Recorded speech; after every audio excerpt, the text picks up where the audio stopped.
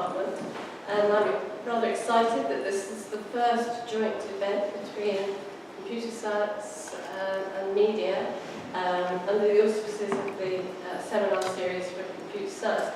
We have the social media group, research group that I convene, which is open to anybody across the university, and I hope maybe some of you today might think about signing up to the mailing list of that.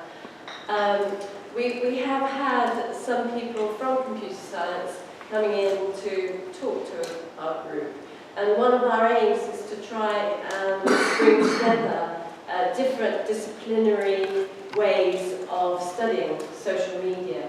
And so a key partnership in that, I think, is between you as computer scientists and the media people who are interested in social media.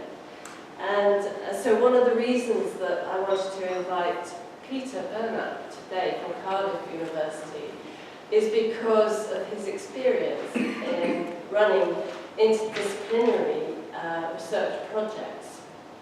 And I found in the short time that this group has been running that is one of the biggest challenges, is how to actually talk across disciplines and to actually work together across disciplines.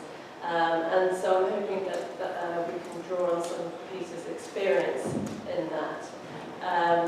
And also the other reason his name came to the top of the list of people I wanted to invite was that he'd done some work specifically on a topic that was relevant to an area we were investigating under the broad term anti-social media.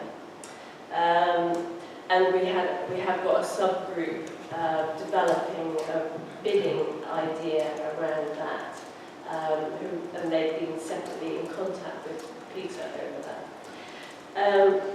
So I'll hand over to Peter, and I hope that afterwards we'll have a chance to discuss what he has to say a bit and to answer questions. Excellent. Thank you very much, and thanks for inviting me. It's great to come and talk today. Even better room to talk in. Pretty big change from a seminar room again. Brilliant. So I'm Pete Burnap. I'm a computer scientist. I'm from the School of Computer Science and Informatics. And I'm also director of the Social Data Science Lab at Cardiff. So this was essentially set up off the back of a programme of work which I guess you could badge computational social science, predominantly funded by the ESRC, so the Social Science Research Council, and also by JISC, who used to be a platform funder. I'm not entirely sure they're doing that much anymore, but they have a strong interest in building tools and technology for education and research. And that project lasted for about 3 years, and I'm going to give you kind of some insight into the findings of that project, as well as the platform we built. The nature of the talk is really methodological, I guess. I'm aware that it's a computer science department, so you guys may have more technical questions about the implementation of some of the work, but I'll try to keep it at a higher methodological level to try and engage the whole social media group aspect and try there are a few people, media people here as well. Brilliant, that's great. So it's pretty much focusing on some of the methods we've used, some of the data we've used, some of the context we've looked at, and some of our findings from the research that we've undertaken. So the idea behind Cosmos is to democratize access to data and methods to those who are not traditionally trained in data acquisition, transformation, and prior to the development of things like statistical models. Social media is very noisy data and requires a lot of cleaning and so on, so Cosmos takes the sting out of that, is the general idea. It is very interdisciplinary. The project team spans from computer science and mathematics to sociology, criminology, health science, political science, business, and across the various projects we've gathered insight from across a range of disciplines, really, and published in a range of interdisciplinary outputs. The majority of our work, a significant proportion of it, has been in the area of what we call societal safety and security.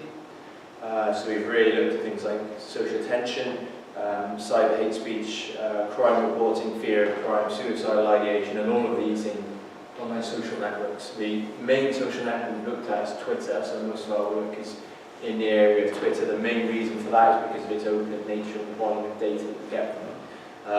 We'd love to look at other social networks, but they're a lot more closed down, a lot harder to get data from. However, all the methods that we have used have been based on essentially text analysis and analysing features in text. So while you may get longer text in other social networks, and Twitter is perhaps a bit constrained in that area, the technique should be portable to other types of text. So I'm going to focus the talk really around kind of human security analytics, given the nature of the anti-social talk. Our anti-social angle, I suppose, is things that could be potentially disruptive to social order, health, well-being, community cohesion, and so on. And our real interest is in the understanding of how this information emerges online, what the properties are of it, whether we can actually identify it through automated classification, given the scale of the data, whether we can model its propagation across the network and understand various factors that lead to information being propagated. And all of these essentially to try and understand how users of social media, people, react to real-world events. Obviously our studies have been retrospective, so we've collected data and we've analysed it, but the idea is that the models we built can be deployed in real time and help people make decisions about reaction, how to deploy resources, how to counter rumours, how to reduce the effects of information propagation and so on. And really, I guess people have studied societies for hundreds and hundreds of years, but with this new technology, you've got a new form of online digital public, and we'd like to know how they're organising, how they're working together, and whether we can use computational methods to make sense of some of this data. So I don't think we would ever say that any of the work we're doing is going to replace any traditional methods, but it can certainly be used to augment traditional methods to gain additional insight into real-world reactions and give some idea of what's going on out there, particularly in some of the hard-to-reach groups. So one of the criticisms, I suppose, of Twitter and online social networks, Twitter in particular though, is that it's used primarily by the younger generation. So you're missing off a large proportion of the population. However, when it comes to things like household surveys, it's traditionally the younger generation that are harder to get to. So you could argue that Twitter actually gives you some insight into their perspective that you may miss with the younger generation in household surveys and so on, particularly younger males and that kind of social group. So these are some of the questions that we really posed on this. So can we measure things like social tension? Can we monitor hateful reaction to terror attacks? And can we understand and model the spread of suicidal communications? So these are three things that we've looked at in quite a bit of detail in recent years. And essentially I'm going to present some of the methods that we've used and some of the insights that we've gained from that. And try and touch on some of the interdisciplinarity points as well as I go through it. So before I do that, I'm just going to introduce the Cosmos platform to really ground what we're doing in building these other tools going forward and how we hope it will have a long-lasting effect on the social media analysis and, social research domain more generally.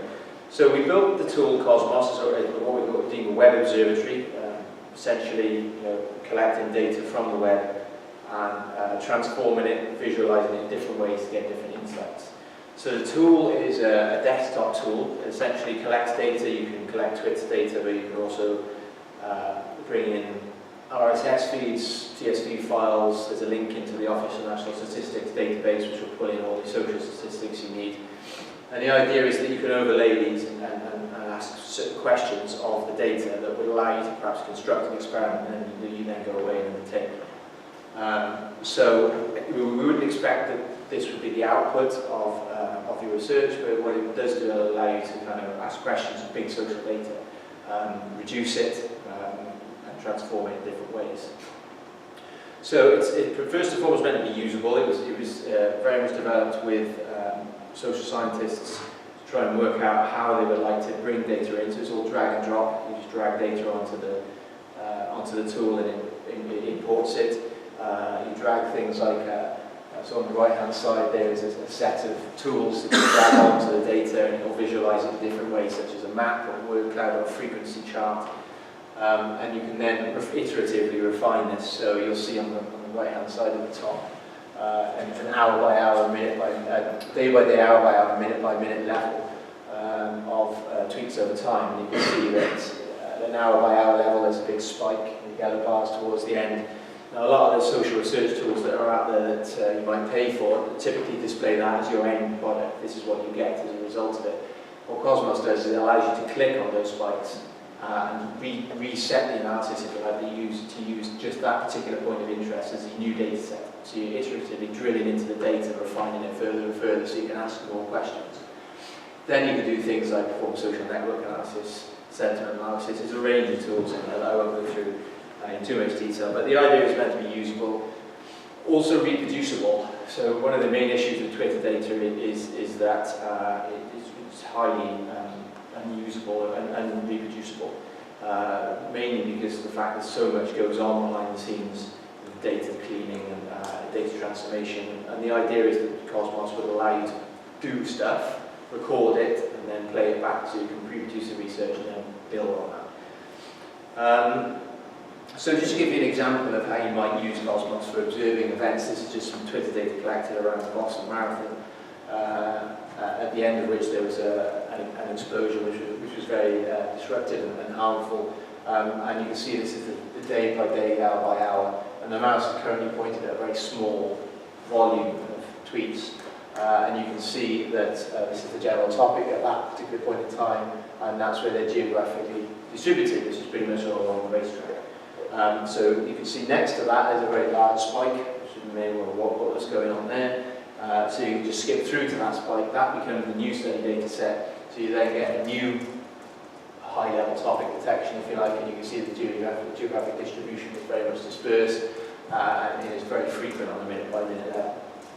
So what we're doing there is we're taking millions of tweets, basically, and refining them to a couple of 100,000 at this particular point in time. And of course, you could then do that again here. So it's very much a data interrogation tool.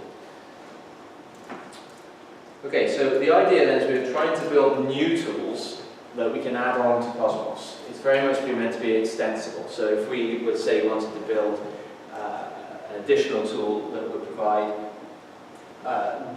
red dots where there are high levels of social tension or high levels of cyber hate speech, then we could do that, integrate it into here, and it would update the analysis. And you could also do things like classify tweets as cyber hate and create a frequency chart of those instead of just all tweets. So the idea is that we're trying to build new tools that can be integrated into Cosmos and allow other people who have their own tools to be integrated into Cosmos so that it becomes a platform for open research and innovation, I guess. So this is what we're working on at the moment. So that being said, what I'll do now is I give you some insight into some of the tools that we have built and some of the methods that we've used. So we started off with a project that was trying to measure social tension. So it seems like a fairly difficult or very undefined topic. However, there is a very nice definition in the David Powers police documentation that essentially defines social tension as a situation where relationships between people are escalating to a point that would provide some kind of risk or danger within the community. And what we actually did was to take a case which was where two footballers, one accused the other of racially abusing them on the pitch, so Suarez and Everin, Premier League footballers. And our hypothesis, I guess, was that there would be some level of social tension with regards to racism in Twitter. And we wanted to see whether it was there, whether we could pick it up, and whether we could monitor it over time. For the purposes of really understanding, is there a kind of an online bubbling undertone that may or may not spill offline? We never really stepped into the offline in this particular domain. We were really wondering, is there a social tension that we can measure, and does that exist over time? So what we did is we collected some data around the event. We had it human annotated. We actually used police officers to human annotate it, and they decided on a scale of 0 to 3, what level of tension it was at. So 0 being actually none at all and not even relevant to the event, to 3 being really high tension. We looked at the iteration reliability and identified tweets that were agreed upon. And then we wanted to go about building some kind of algorithm that would allow us to pick these tweets up. So there was straight away there was a kind of a clear taxonomy that was emerging here. Some people were just offering their passive information, reporting the event. These typically include things like URLs, but then there was also more extreme content. And within the extreme content and varying levels of tension, what we started to identify using partly things like semantic role labeling for actor analysis, but also looking at some of the action-based terms from conversation analysis, actually attributing people to an action or accusing people of actually undertaking an action. And we built lexicons of terms that would be relevant to the event and fall into the category of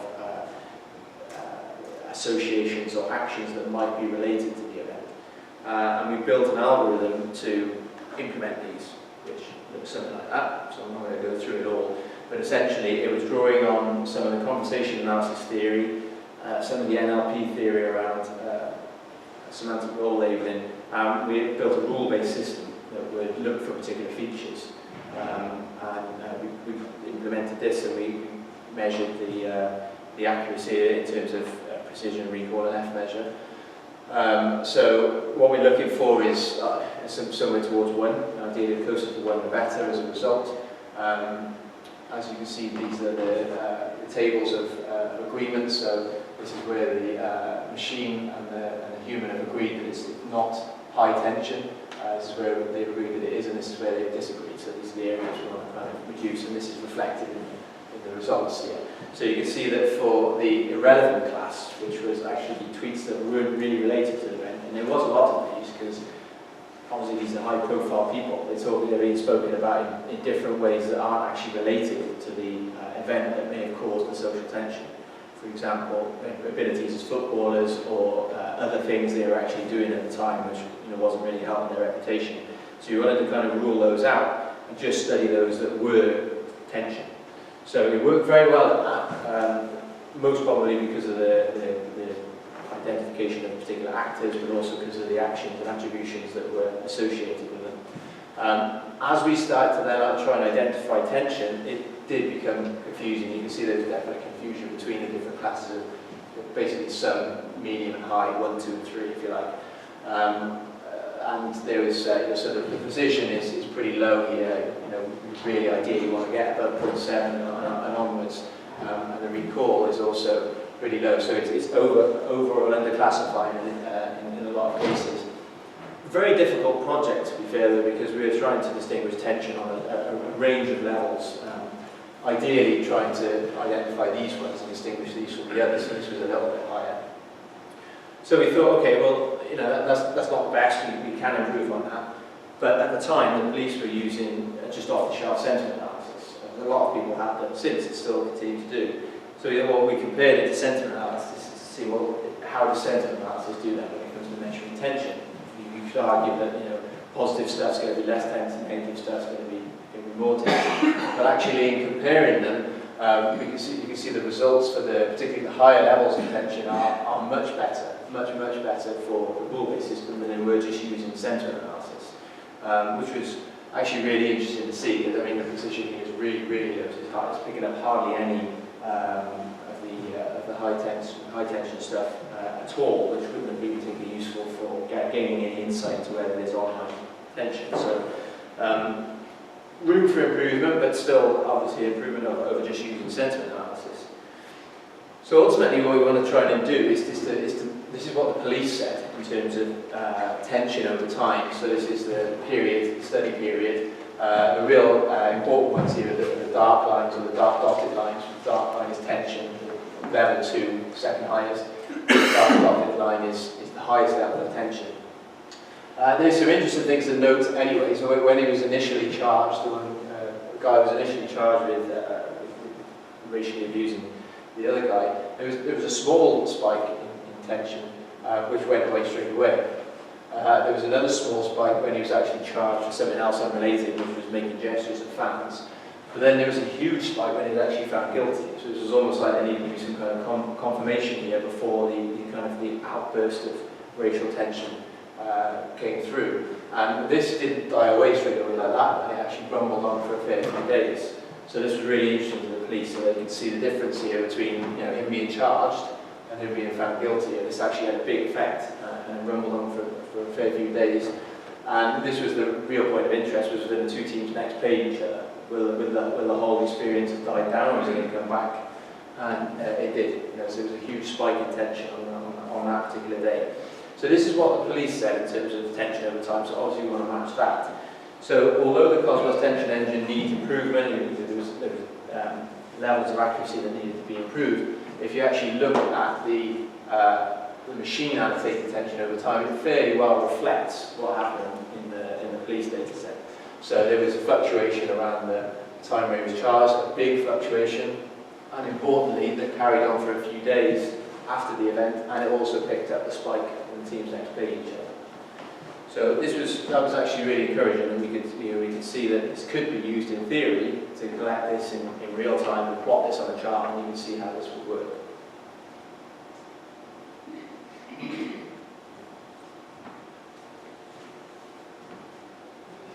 So following on from the tension study, we really wanted to kind of improve on this a little bit and see if we could go beyond static lexicons of terms, to see if we could use some other kind of language model to pick up antagonistic text. And we then got a project looking at hate speech, particularly classifying it, but also modelling its spread, seeing if the idea was that if it breached national boundaries and if events over here caused a reaction over here. In reality, we didn't get down to the geographic levels because of the sparsity of geographic tweets.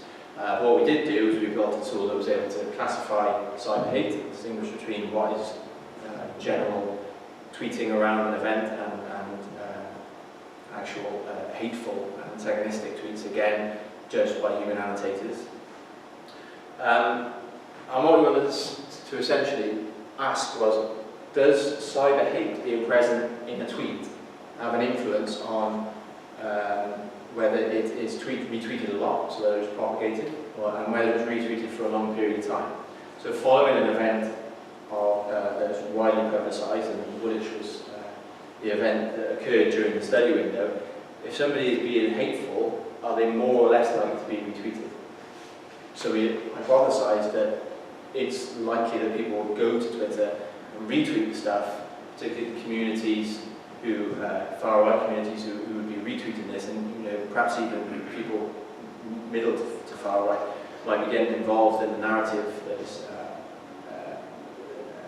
following the attack on, I guess, UK soil. So the way we actually addressed this was we looked at a sample of the data, which wasn't subsequently used in the building of the model, but just a sample to see what people were saying was hateful, human annotators. And what we found was there's quite a bit of what you might call calls for collective action or hateful incitement. Terms such as send them home, get them out, and so on. That was appearing quite a lot in the sample we looked at. So we thought, how can we pick that up, whether we can find any probabilistic relationship between these terms. So we implemented a type dependency parser from Stanford, and this actually picks up our grammatical relationships in sentences. So, for example, this sentence here is transformed to this, and there are a number of different modifiers that can occur. And so this is actually a subject, a noun modifier, where it's modifying the home with them. This is a term, a modifier, an adjectival modifier, and so on. And these can actually become features then that could be picked up by a machine classifier and used to classify text as hateful or not. The numbers here represent the order in the sentence, so they preserve the word order. And then you've also got these kind of relationships. So in an example here, you've got them associated with home. So there's a grammatical relationship between them and home. They don't just appear as words in the text. they're actually put together in this particular relationship. So I guess sociologically this is a kind of an othering phrase, and linguistically there's an association between them. So combining the kind of the sociological view of language, us and them, separating yourself from others, and the linguistic side here, we figured this may improve over just using things like hateful terms, which would be the obvious thing to look for.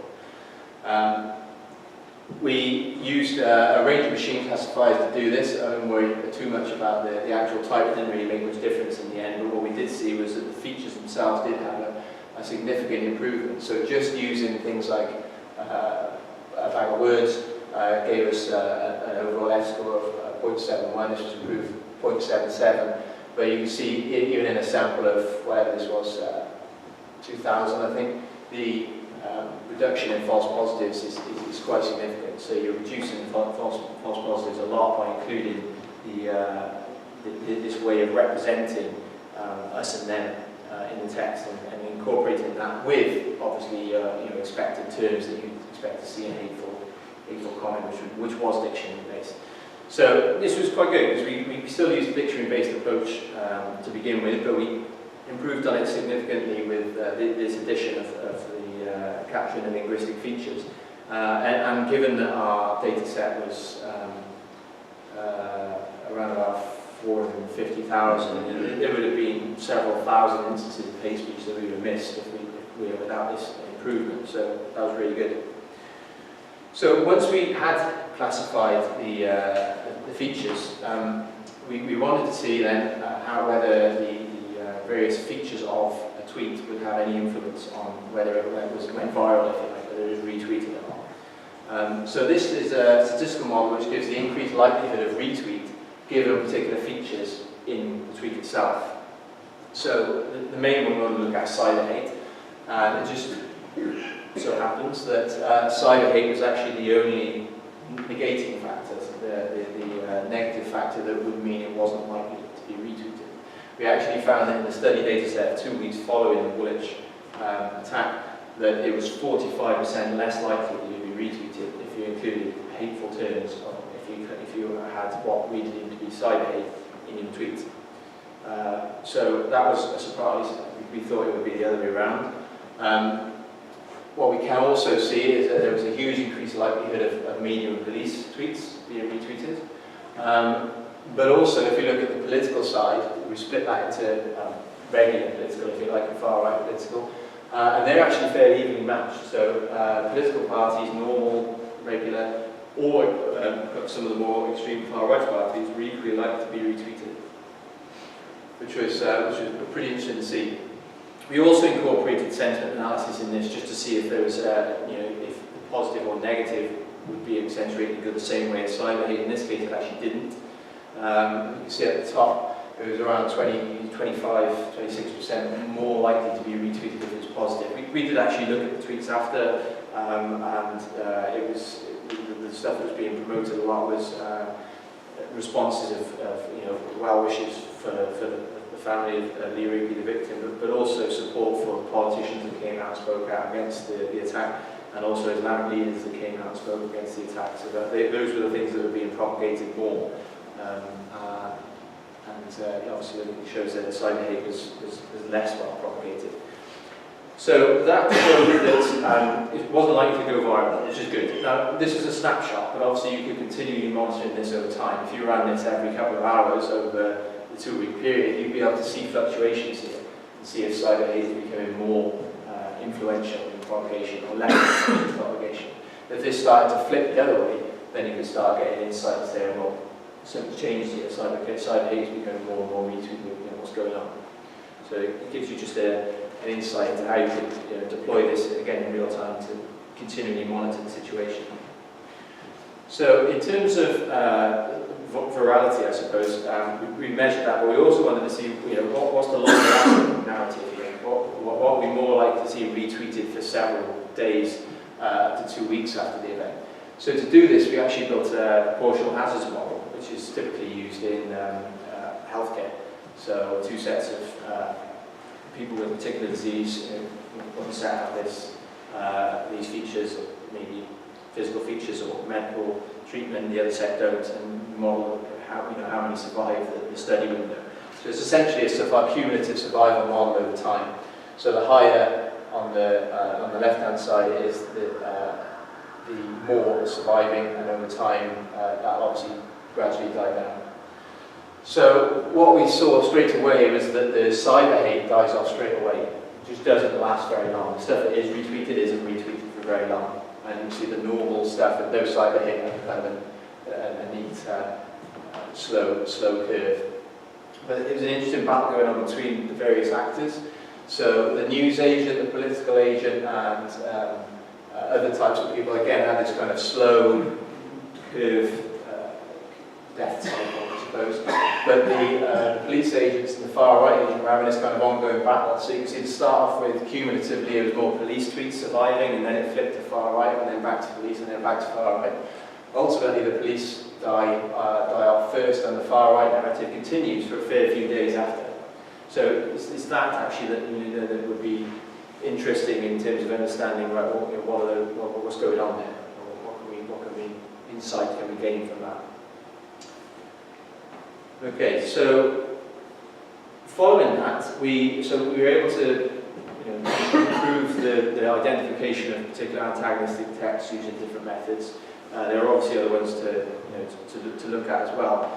But the last thing we want to do is try and work out a little bit more about whether we can use methods to try and identify what was the actual language being used in dangerous, risky, antagonistic language, and also could we work out how this stuff propagates through the network. So we know the various factors in terms of size and survival, but can we actually model it propagating through the network and understand a little bit more about communities.